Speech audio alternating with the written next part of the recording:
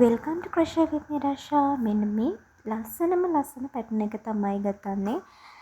මුලින්ම නූල් තෝරගන්න හදන්නේ. එතන මට මෙච්චර එකක් නැති වෙයිද කියලා කල්පනා කරද්දී මෙන්න මේ කොළ පාට නූලෙන් මට හිතුණා අද ඔයාට නිර්මාණය කරන්න. ඉතින් මෙන්න මේ ෂඩශ්‍ර හැඩය තමයි අද ඔයාලත් එක්ක ගොතන්නේ. ඉතින් මේකේ වට අපි ගොතනවා 1 2 3 4 5 6ක්. ඉතින් මෙහෙම තමයි මේක තියෙන්නේ. ඉතින් මම මේ ගොතලා තියෙන එක විදිහටම අපි තෝරගත්ත යාන් එකෙන් ලස්සන්ට මේක ගොතමු. මම මේ රවුම අරගෙන හිමීට ගොතලා තියෙන්නේ. ඉතින් ඒ විදිහටම ඔයාලට ගෙතුවොත් ඔයාලට ගොඩාක් නිර්මාණ මේකෙන් කරගන්න පුළුවන්.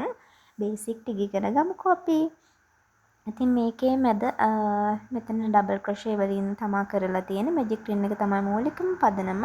ඉතින් අපි අද මෙන්න මේක ගොතන්න ඕනේ. ඒකට අමතරව මෙන්න මේ විදිහේ ග්‍රැනි ස්ක්වයර්ස් 6ක් අපිට ඕන වෙනවා. ලබන සතියේ වීඩියෝ එකෙන් අපි බලමු මොනවද අපි මේකෙන් කරන්න හදන්නේ කියලා. එතකන් අපේ පරණ වීඩියෝස් බලලා මෙන්න මේ වගේ වට 4කින් යුක්ත ග්‍රැනි ස්ක්වයර්ස් 6ක් ඔයාලා රෙඩි කරගෙන තියාගන්න. අද අපි මේ ෂඩශ්‍ර හැඩය ගොතා ගමු. ඉතින් මේ වගේ කොටු 6ක් ඔන්න ඔයාලා ළඟත් ලබන සතියේ වෙද්දි තියෙන්න ඕනේ. හොඳේ. ඉතින් අපේ පරණ වීඩියෝ බලන්න මේ වගේ තියෙනවා මේවා ගොතන විදිහ. ඉතින් අපි දැන් යමු මේ පැටර්න් එක ගොතන්න. අපිට මුලින්ම වෙනදා වගේම ඕනේ කටුව, ගෙතුම් කටුව. අපි 3 මිලිමීටර කියන ගෙතුම් කටුව තමයි පාවිච්චි කරන්නේ. ඉතින් මෙන්න මේ යාන් එක තමයි අද පාවිච්චි කරන්නේ මිල්ක් කටන් එකක්. ඉතින් මුලින්ම මේක අරගෙන අපිට මූලික පදනම වෙන්නේ මැජික් රින් එක හරහා ඩබල් ක්‍රොෂේ දාගෙන යන්න. ඔයාලා දන්නවා මැජික් රින් එක දාන්න දැන්. නමුත් මෙන්න මේ විදිහට අපි පියවරෙන් පියවර බලාගෙන යමු. මේකට මැජික් රින් එක දාලා මෙන්න මේ විදිහට චේන් එකක් දාන්න ඕනේ.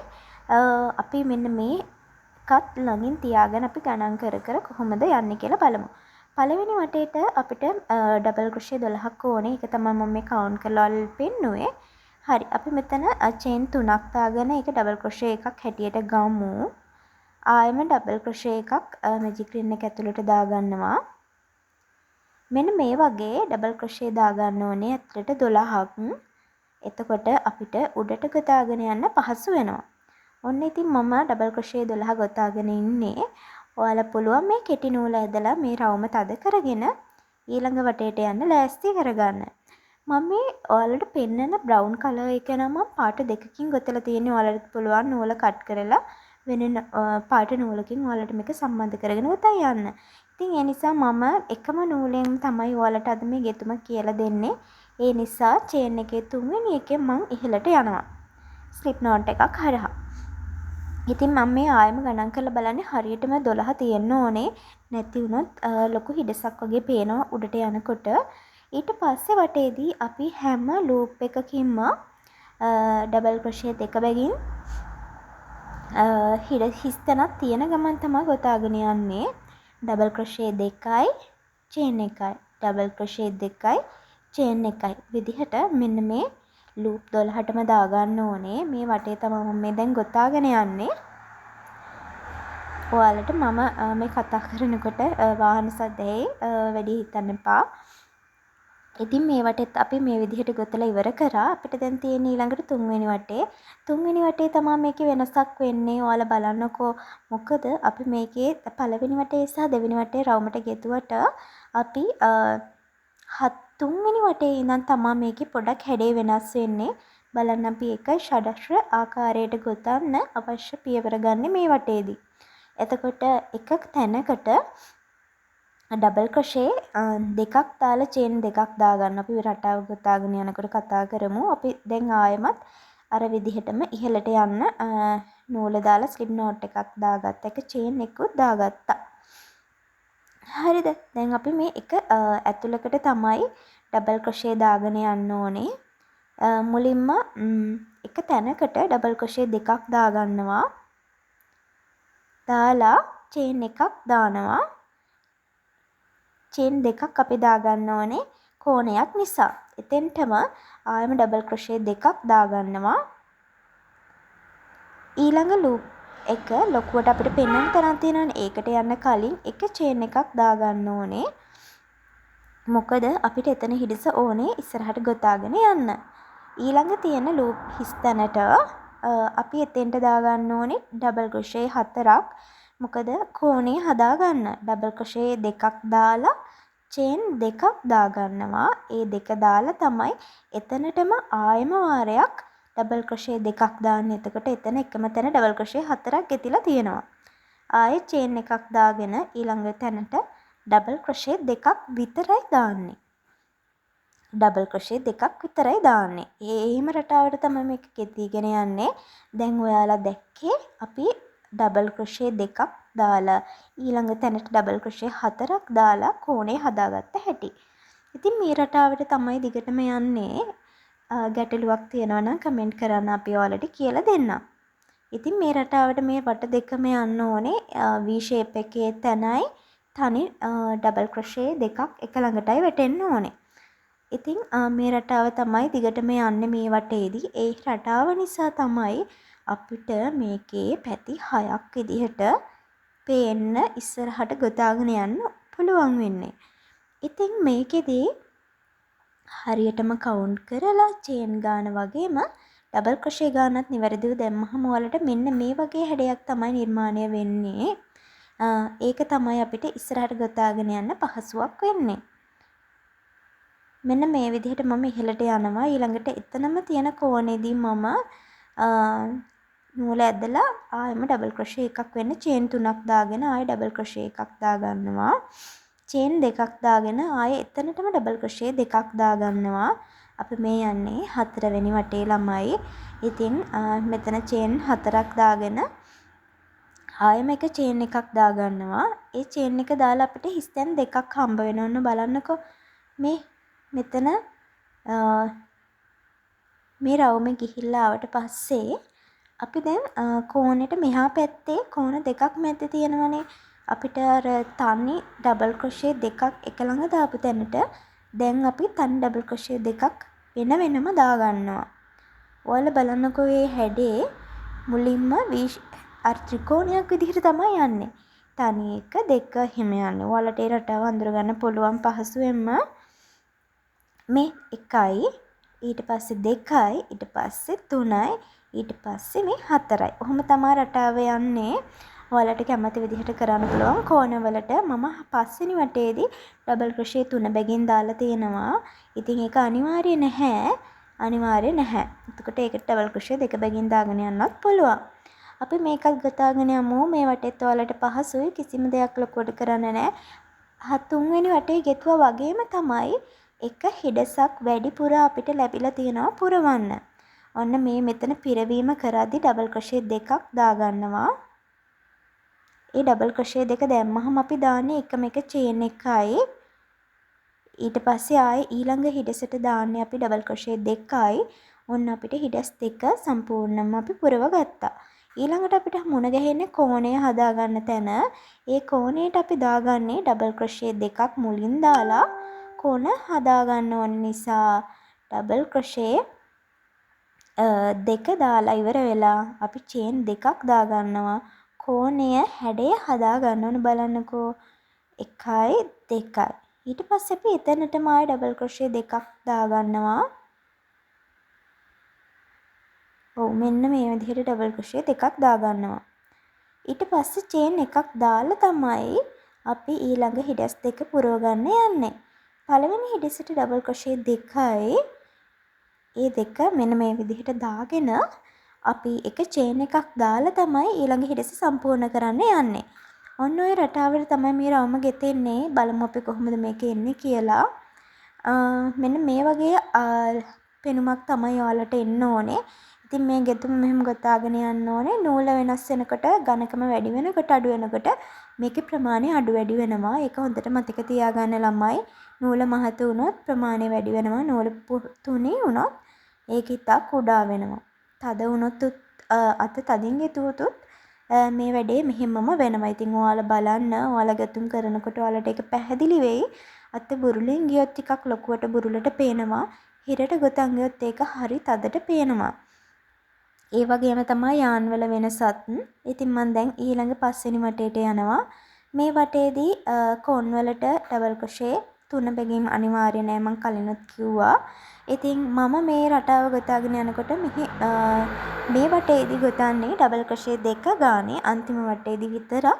මං හිතනවා ඩබල් ක්‍රොෂේ 3ක් දාලා කරන එක හොඳ වෙයි කියලා. ඉතින් මම මේ වටේදී පොඩ නෝට් දදා ඉස්සරහට කෝණේ ගාවට එනවා. මට කෝණේ ගාවේ ඉඳන් පටන් ගන්න එක හරි ලේසි. ඉතින් මෙතෙන්ට මම ඩබල් ක්‍රොෂේ දාගන්නේ 2යි. මම උත්සාහ කරනවා මෙතන ට්‍රිබල් ක්‍රොෂේ එකක් දාන්න. මං හිතන්නේ මං ඒ උත්සාහය අතාරිනවා. මොකද ඔයාලට මම ට්‍රිබල් ක්‍රොෂේ එක නිවැරදිව තාම කියලා දුන්නේ නෑ වගේ තමයි මට මතක තිබ්බේ. ඒ නිසා මං තීරණය කරනවා මෙන්න මේක ගොතලා නෑ. මං අනිවාර්යෙන් මේකට සම්පූර්ණයෙන්ම කරන්නේ ඩබල් ක්‍රොෂේ වලින් කියලා. ඊට පස්සේ මම මේක ආපහු ලෙහෙනවා. ඔන්න බලන්නකෝ ඔයාලට පේනේයි. මොකද ඔයාලට ට්‍රිබල් ක්‍රොෂේ වලින් යනවට වඩා ඩබල් ක්‍රොෂේ වලින් යනකොට මේකේ පිළිවෙල හොඳයි. අරක උස වැඩි නිසා මම ඒක අතාරිනවා. ඔන්න එහෙනම් අපි මේ වටේ කෝණයත් ඩබල් ක්‍රොෂේ වලින්ම කරගෙන යමු. එක ගැටලුවක් නැහැ. අපි උත්සාහ කරන්න ඕනේ අපි හොඳම දේ කොතෙන්ටද දාන්න ඕනේ කියලා. ඒකයි තෝරාගන්න ඔබේ අතේ තමයි තියෙන ඔබ කොයිතරම් දුරට ඒක කරනවද කියලා තියෙන්නේ. ඉතින් මං කිසිම රටාවක් දිහා බලන්නේ නැතුව තමයි මේකප් කරන්න පටන් ගත්තේ. පළවෙනි එක හරි ගියා. ඉතින් මට හිතුණා මේකට මේ විදිහේ හිස්තැන් තුනටම ඩබල් ක්‍රොෂේ දාගෙන යන්න. ඔයාලට මං කලින් පෙන්නුව රටාවම තමයි. කිසිම වෙනසක් කරන්න නැහැ. අපිට මේ පිරවිලි ප්‍රමාණය හිඩැස් 2ක් තිබ්බ එක දැන් හිඩැස් 3ක් වෙලා තියෙනවා. එක තැනකට ඩබල් ක්‍රොෂේ 2ක් දාලා චේන් එකක් දාලා තමයි ඊළඟ හිඩැස් සම්පූර්ණ කරන්න අපි යන්නේ. ඒක තමයි මේකේ රටාව. ඊට පස්සේ මුණ ගැහෙන්නේ අපිට කෝණයක්. ඒ කෝණෙදී අපිට ඩබල් ක්‍රොෂේ 2ක් දාලා චේන් 2ක් දාලා ආයෙම එතනටම ඩබල් ක්‍රොෂේ 2ක් දාන්න ඕනේ. මේක තමයි රටාව. ඔයාලට තේරෙන විදිහට පැහැදිලි විදිහට නෝට් එකක් දාගන්න. මොකද මේ රටාව ඔයාගේ ඔළුවේ තියෙන එක හරිම වැදගත්. ඊළඟ වටවලට ගොතාගෙන යන්න. මේ ප්‍රමාණයෙන් අපි නැවැත්තුවට ඔයාට පුළුවන් මේක ටිකක් වැඩිපුර ගොතන්න.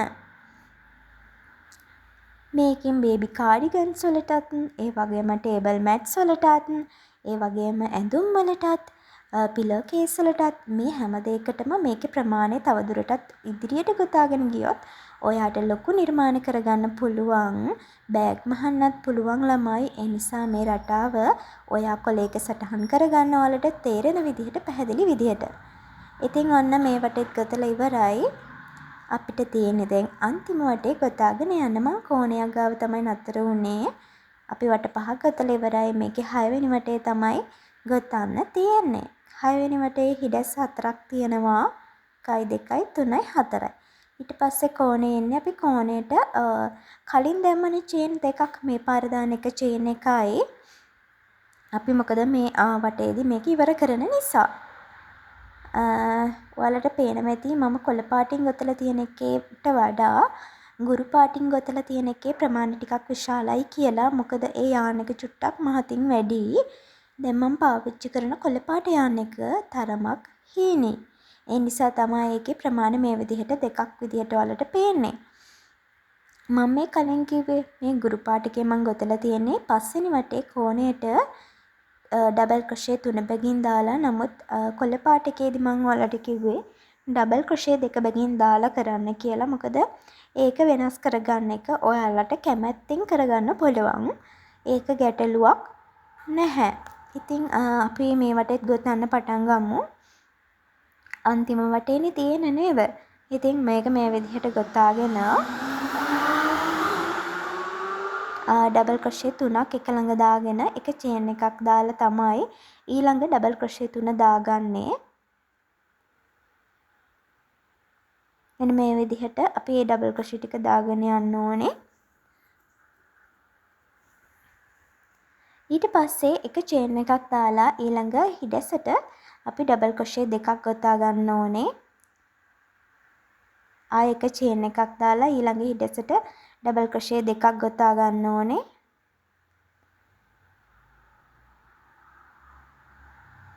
ආයෙ චේන් එකක් දාලා ඊළඟ හිඩැසට අපි ඩබල් ක්‍රොෂේ 2ක් ගොතා ගන්න ඕනේ. මේක තමයි දිගටම යන්නේ. කලින් කිව්වට වඩා මේකේ ඩබල් ක්‍රොෂේ හිඩැස් තියෙනවා අපිට 4ක්. ඒකයි ඒ වැඩි වෙලා තියෙන්නේ. ඉතින් ඔයාලට අර රටාව තේරෙනවනේ. කලින් එකක් තිබ්බා, ඊට පස්සේ දෙකක් වුණා, ඊට පස්සේ තුනක් වුණා, ඊට පස්සේ මේක 4ක් බවට පත් වුණා. මෙහෙම තමයි මේක ඉස්සරහට ඔයාලා ගෙතාගෙන ගියත් වෙන්නේ. ඔයාලට හිඩස් තිබ්බේ 4යිනේ. ඊළඟ රටාවට උඩට යනකොට මේකේ හිඩස් 6ක් ඇවිල්ලා 6ක් පිරවන්න වෙනවා, 7ක් පුරවන්න වෙනවා. එහෙම තමයි මේකේ ගෙතුම් යන්නේ. ඒ නිසා මේක ඔයාලට අමාරු වෙන්නේ නැහැ. දැන් ඔයාලා තේරෙනවා මැජික් රින් එක දාලා මේක ගොතාගෙන යන්න. මොනවා හරි ගැටලුවක් තිබ්බොත් කමෙන්ට් එකක් දාන්න. අපි ඔයාලට ඊළඟ වීඩියෝ එක කරද්දී මේ ගැටලුවට විසඳුම් අරගෙනම එන්නම්. ඒක තමයි හොඳම. මොකද අපි ඔයාලව ෆිසිකල්ව සම්බන්ධ වෙන්නේ නැති නිසා. හරි. දැන් මේක අපි තරමක් නූල තියාගෙන කට් කරගන්න ඕනේ. අපේ මේ ස්ක්වයර් හැඩේ ස්ක්වයර් එකක් කියන්න බැහැනේ. මේක ෂඩාශ්‍රයක්. ඉතින් මෙන්න මේක අපි රටාව ගොතලා ඉවරයි. ඉතින් මේකෙන් ගොඩාක් දේවල් කරන්න පුළුවන් කියලා මම කියවනේ. ඒ නිසා මතක් කරලා මේක සටහනක් දාගන්න හැමෝම. සටහන දාන්න තේරෙන්නේ නැත්නම් ඔයාට තේරෙන විදිහට පැහැදිලිව සිංහලෙන් වාක්‍ය විදිහට හරි කමන්නේ මේක ලියා ගන්න. මේක ෆිනිෂ් කරන්න අපිට නීඩල් එකක් ඕනේ. මේ වගේ ප්ලාස්ටික් නීඩල් එකක් ගන්න. ඒක ඔයාට හොඳයි. ගොඩක් දිග එකක් ගන්නත් එපා. නූල් අපි ගොඩක් දිගට ගන්නේ නැති නිසා. මේ වගේ පුංචි ඉදි කටුවකින් අතන චේන් 3 උඩම චේන් එකට දාලා අපි නූල ගත්ත තැන එකේ බැක් ලූප් එකෙන් තමයි එළියට ගන්නෙ. ඉතින් එහෙම අරගෙන ඔයා කැමති විදිහට මේක පිටිපස්සේ නොපෙනෙන විදිහට, ඉදිරියට නොපෙනෙන විදිහට, පිටිපස්සට නොපෙනෙන විදිහට හංගවා ගැනීම කරන්න ඕනේ. ඒක තමයි ඔයාගේ නීට් එක තියෙන තැන. ඉතින් බලන්න ඉස්සරහට නොපෙනෙන විදිහට ඒක අපිට හංගව ගන්න පුළුවන්. මේ තමයි මම ඔයාලත් එක්ක ගත්තපු ෂඩාශ්‍රය. ඉතින් ඔයාලටත් පුළුවන් මේ වගේ ලස්සන නිර්මාණ කරලා ලොකු නිර්මාණ කරන්න. ඉතින් ඔයාලා කැමති නම් බෑග්ස් කරන්න, টොප් ඩිසයින්ස් වලට මේ මං කිව්වා වගේ ගොඩක් නිර්මාණ තියෙනවා. ඔයාලා හොයලා බලලා ලස්සන නිර්මාණ කරන්න. පාට මාරු කරලා මේ වගේ හැඩයක් අරගෙන ඔයාලා කැමතිම නිර්මාණයක් කරලා ඔයාම පාවිච්චි කරන්න. තව කෙනෙක්ට තෑගි දෙන්න. මේවා තමයි ඔයාගේ අතින්ම කරන වටිනාම නිර්මාණ. එහෙනම් ගිහින් එන්නම්.